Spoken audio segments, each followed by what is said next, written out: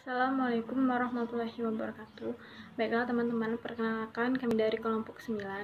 Perkenalkan, nama saya Memena Sofia dan rekan saya Eti Kamilia. Baiklah, kami di sini akan mempresentasikan hasil diskusi dari kelompok kami, yaitu intelijensi. Pengertian intelijensi. Definisi intelijensi atau IQ. Istilah intelijensi berasal dari kata Latin intelligere yang berarti menghubungkan atau menyatukan satu sama lain. To organize, to realize, to bind together. Walgito 1997. Dalam bahasa Arab, intelijensi disebut dengan azaka yang berarti pemahaman, kecepatan, dan kesempurnaan sesuatu. Dalam arti kemampuan, al-gudrah dalam memahami sesuatu secara cepat dan sempurna. Murad dalam mujib dan muzakir. Intelijensi sering diartikan dengan kecerdasan. Istilah cerdas sendiri sudah lazim dipergunakan dalam kehidupan sehari-hari. Bila seseorang tahu banyak hal, mampu belajar cepat, serta berulang kali dapat memilih tindakan yang efektif dalam situasi yang rumit, maka disimpulkan bahwa ia orang yang cerdas. Beberapa definisi tentang intelijensi yang dikemukakan oleh para ahli, salah satunya yaitu William Strand dalam Crow and Crow 1984 menyatakan bahwa intelijensi adalah daya menyesuaikan diri dengan keadaan baru dengan mempergunakan alat-alat berpikir menurut tujuannya.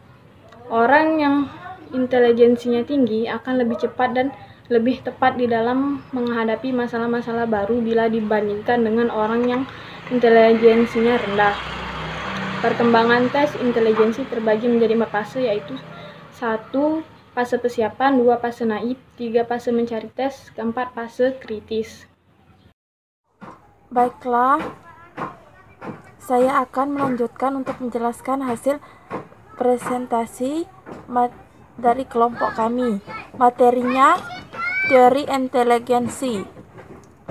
Teori inteligensi yaitu adalah sebagai berikut. 1. Teori general inteligensi. 2. Teori inteligensi. 3. Teori instruktur. 4. Teori multi-inteligensi.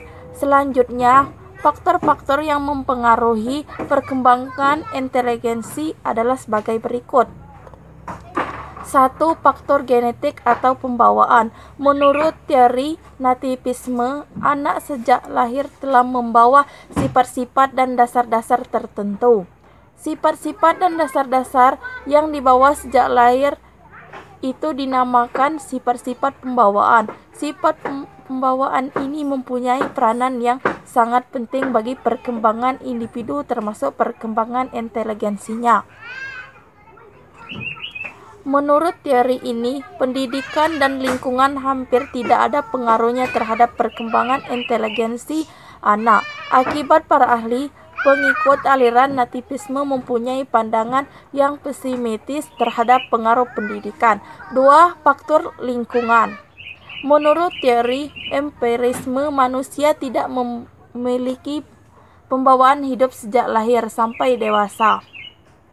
Semata-mata ditentukan faktor lingkungan hidup dan pendidikan. Menurut teori ini, segala sesuatu terhadap pada jiwa manusia dapat diubah pendidikan. Watak, sikap, dan tingkah laku manusia dianggapnya bisa dipengaruhi seluas-luasnya oleh pendidikan. Pendidikan dipandang mempunyai pengaruh yang tidak terbatas. Selanjutnya, kecerdasan jamak. Kecerdasan jamak merupakan istilah dalam kajian tentang kecerdasan yang diprakarsai oleh seseorang pakar pendidikan Amerika Serikat bernama Howard Gardner terhadap keragaman terjemahan tentang multi-inteligensi. Sebagian yang menerjemahkan dengan kecerdasan ganda, kecerdasan majemuk, dan kecerdasan jamak. Dalam penulisan ini, yang dipergunakan sebagai multi-inteligensi adalah sebagai berikut. Secara umum, deskripsi tentang kecerdasan jamak pada anak berserta indikatornya yang dicetuskan oleh Howard Gardner diuraikan sebagai berikut, yaitu 1. Kecerdasan linguistik atau verbal. 2. Kecerdasan logika atau matematika. 3. Kecerdasan spasial. 4. Kecerdasan kinestetik. 5. Kecerdasan musikal.